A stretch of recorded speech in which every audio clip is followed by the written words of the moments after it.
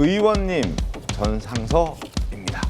자, 정치자금법 위반 혐의로 구속영장이 청구가 된 무소속 강선 의원이 동료 의원들에게 편지를 보냈습니다. 더불어민주당 의원 162명에게 편지를 보냈습니다. 화면 함께 보시죠. 체포 동의안 표결을 앞두고 장문의 편지를 보냈습니다. 과연 어떤 뜻이 담겨 있을까요? 자, 어떤 내용인지 저희가 간략히 요약 정리해드리죠. 뒤늦게 돈인 줄 알았다. 직접 김경을 만나 1억 원을 반환했다.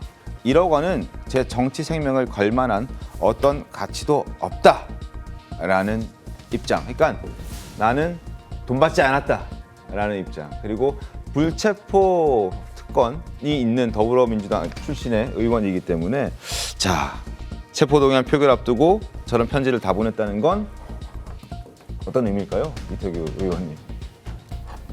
이제 구속영장이 청구가 됐으니까 네. 그 법원이 이제 체포동의안을 보낼 거 아니겠습니까? 그렇죠. 이제 그때 체포동의안을 부결시켜달라. 이제 이거를 이제 요청한 것 같은데 저는 본인이 죄가 없으면 네. 오히려 더 적극적으로 체포동의안을 가결시켜서 내가 법원에 가서 영장 실질심사를 받겠다. 네. 이렇게 해야 제3자가 보더라도 오히려 본인의 소명에 더 설득력을 갖는 거거든요. 국민의힘 권성동 의원처럼. 예, 그러니까 체포동의안이 가결된다는 그 자체가 구금되고 체포되는 게 아니잖아요. 네. 근데 법원에 가서 심사를 받으라는 거기 때문에 이 체포동의안 이 부분은 이미 사실 많은 의원들이 스스로 이제 이거를 이제 포기하겠다고 과거 22대 국회에서도 많이 선언들이 있었고, 맞습니다. 또 실질적으로 국민의힘 같은 경우는 실질적으로 이거를 이제 작동되고 있습니다. 이 조항이 헌법 44조 이 조항이 사문에 대한 부분이. 근데 이제 지금 본인이 여러 가지로 사회적 물의를 일으키고 또 본인은 혐의가 없다고 이야기함에도 불구하고 의원들한테 체포동의안을 막아달라. 이건 저는 모순된 행동이다.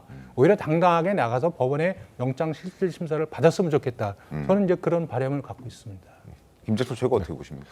저는 체포동의안을 부결시키기 위해서 이런 편지를 썼다고 생각합니다. 네. 그런데 이걸 통해서 결국은 민주당에 큰 부담이 될 것 같아요. 만약에 체포동의안이 정말로 부결된다. 그렇게 되면 이런 지금 부정부패와 관련되고 공천비리와 관련된 사람이 결국은 체포동의가 부결됨으로써 구속영장을 무력화시키는 결과가 네. 발생하거든요. 이렇게 되면 아마 국민들이 아마 이런 부분을 절대로 받아들이지 않을 겁니다.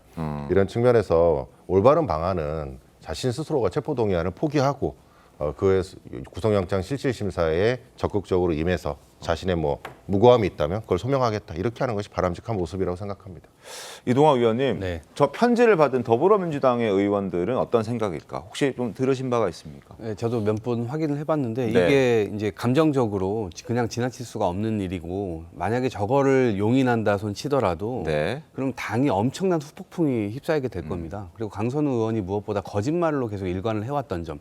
첫 번째는 공심이 안 들어갔다고 그랬어요. 이해관계자이기 때문에. 근데 들어간 게 나왔고요. 지금 최근에도 저 글 때문에 이제 다시 또 거짓말로 드러난 게 있는데 보좌관한테 돌려주라고 얘기를 했다고 했잖아요. 본인이. 네. 그런데 지금 본인이 이제 노력했음에도 돌려줄 수 없었다라고 또 다른 정황이 나온 거다 보니까 이게 계속해서 거짓말로 일관했던 점 이런 것들이 아마도 이 의원분들이 판단하실 때 조금 더 도움이 되지 않을까 이런 생각이 듭니다.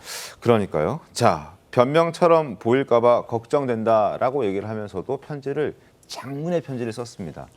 화면 함께 볼까요?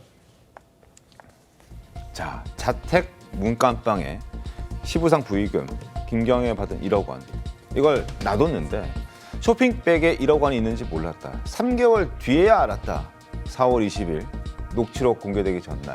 자, 어떻게 보셨습니까, 최천희 교수님? 상식적으로 납득이 안 가죠.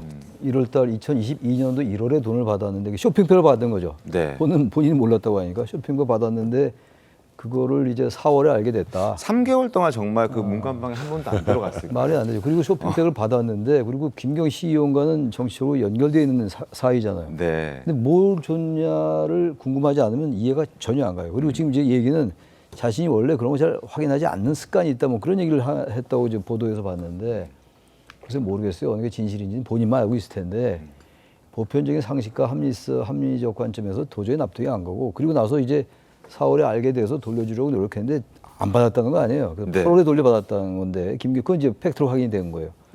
그래서 어쨌든 뭐 나중에 이제 구속영장 심사를 하게 될지 안 하게 될지 뭐 체포동의안이 일단 가결돼야 되는 거니까 그것도 있고 법원이 최종 판결하겠습니다만 저는 강선우 의원이 너무 비루해 보인다. 비루해 보인다. 그렇게 생각이 들어요. 좀 뭐 과한 말인지 모르겠는데 왜 당에 이렇게 부담을 줍니까? 동료 의원들에게. 그리고 체포동의안 이거 당연히 가결돼야 되는 것이고 이 체포동의안이라는 게 영장심사 받으라는 거예요. 일반인들은 당연히 받는 건데 의원이라는 신분 때문에 불체포 특권이라는 게 있잖아요. 특권 때문에 이러는 건데 그래서 이 헌법조항이라서 이거 뭐 개정할 수도 없는 상황이고 이거 무조건 이거 사문화시켜야 돼요. 불체포 특권이 무슨 관계겠어요? 이 의원의 지금 여러 가지 비리, 공천 언급, 여러 가지 부패 스캔들에 관련된 것인데 왜 그거를 불체포 특권을 적용하냐고요. 말이 전혀 안 되는 거 아니에요, 이거는. 그래서 저는 면책 특권은 좀 별개로 하더라도 불체포 특권은 차제에 정치적으로 여야가 합의를 해서 아주 좀 선언을 좀 했으면 좋겠어요. 알겠습니다. 이건 말이 안 돼요. 강선우 의원 저렇게 하면 안 됩니다. 제가 볼 때. 강선호 의원은 돈을 받는지 몰랐다. 그 봉투 안에 돈이 있는지 몰랐다라고 얘기하고 있습니다만 경찰은 전혀 다른 판단을 하고 있습니다. 화면 함께 보시죠. 자, 1억 요구했다면 눈에 띄는 호텔 커피숍에서 만났겠느냐? 거기서 안 만나지 않았겠느냐? 라는 주장. 그러나 경찰의 판단은 강선호 의원은 이미 쇼핑백을 받을 때 1억 원이 담긴 걸 알았다라고 판단하고 있는 겁니다. 강선호 의원의 또 자녀에 대한 사연은 이미 청문회 단계부터 많이 알려져 있었는데 그 자녀에 대한 내용도 더불어민주당 의원 162명에게 보냈던 장문의 편지에서도 내용이 담겨 있었습니다. 그래서 자녀 얘기를 저희가 언급해 드리는 건데 몇 년 전에 강선호 의원이 자식에 대한 소외를 얘기하는 장면부터 먼저 보시죠. 아이가 있고요. 그리고 20살이에요. 발달 장애가 있는데요. 아이 만나면서부터 새로운 눈으로 세상을 읽고 있습니다. 엄마 손길이 참 많이 필요한 아이인데 어느 아이든 그렇겠지만 참 많이 필요한 아이인데 많이 기다려주고 참아주고 저를 그냥 너무 다 사랑을 해줘요. 아이가. 어제 의원들에게 전달된 편지에는 이런 내용이 있었습니다. 내 새끼보다 하루라도 더 오래 살아야지라는 생각을 하지 않아도 되는 그런 세상을 만들어 보고 싶었다라고 편지에 썼거든요. 그걸 이제 162명 의원들에게 더불어민주당 의원들에게 돌렸던 겁니다.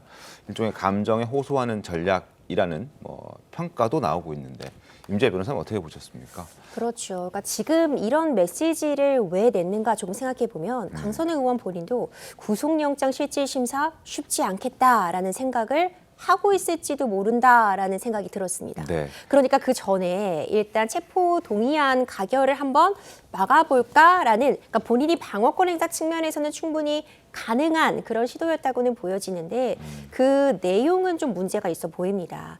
쇼핑백을 당연히 뭐 밀봉해서 받았겠지만 이 밀봉해서 받은 쇼핑백 적어도 이것이 어떤 공직적인 관계에서 보자면 지금 시의원이 되고자 하는 사람과 현역 국회의원 이런 관계에서 무언가를 받으면 당연히 확인해봐야 될 그런 것이 좀 더 상식적인 해명일 텐데 확인해보지도 않고 의례적인 선물일 것이라고 놓고 쇼핑백을 받았다가 한참 후에야 그걸 열어봤다. 이 앞뒤가 이것을 수사기관에서 보더라도 지금 신빙성이 낮다라고 판단될 가능성 높아 보이고요. 뭐 1억 원에 내가 이런 내 인생을 걸지 않는다라고 했는데 뭐 그렇다면 더 큰 금액이면은 걸 수 있는 것인가라고 볼 수 있잖아요. 그러니까 이 해명조차도 일단 굉장히 부적절했던 상황에 대해서 방어권 행사에서 다시 동료였던 의원들에게 언급해 볼 수는 있겠지만 이것이 구속영장 실질심사라든가 이후의 과정에서 어떻게 비춰질지 과연 득이 될지는 좀 의문이 남습니다. 그러니까요. 경찰도 돈을 봉투를 받았을 때 그 박스를 받았을 때부터 알았다라는 게 경찰의 판단이고 근데 강선우 의원은 석 달 뒤에 알게 됐다. 문간방에 두고 난 다음에 전혀 무신경했다라는 게 강선우 의원의 주장입니다. 시청자 여러분 어떻게 생각하십니까? 정말 몰랐을까요? 아니면은 알고도 저렇게 얘기하는 걸까요? 보통 사람들한테 선물을 주고받을 때 무언가를 받으면 확인해 보는 게 상식적인 행동일 텐데 강선우 의원은 본인은 아니다라고 얘기를 하고 있습니다. 자, 김경 전 시의원 같은 경우는 이제 현직이 아니기 때문에 아마 곧 영장 실질심사가 열릴 건데 강선우 의원 같은 경우에는 본인이 현역 의원이기 때문에 일단 불체포 특권을 갖고 있고 그래서 체포 동의안이 통과가 돼야 됩니다. 과연 영장 실질심사에서 더불어민주당은 어떤 선택을 하게 될까 궁금해집니다. 김정철 최고 어떻게 보십니까? 저는 민주당에서 가결시킬 것이라고 생각합니다. 네. 만약에 이걸 가결시키지 않게 되면 민주당이 지금까지 얘기했던 모든 메시지들이 네. 거짓으로 드러날 수 있기 때문에 그런 측면에서 체포 동의안은 꼭 가결돼야 된다라고 생각합니다. 알겠습니다. 뭐 이태규 의원도 마찬가지 의견이십니까? 뭐 당연히 그렇게 할 겁니다. 왜냐하면 그것을 부결시키면 네. 강선호 의원의 부담이 당 전체로 이제 확산되는 거거든요. 그걸 아마 잘 인식하고 있을 거라고 봅니다.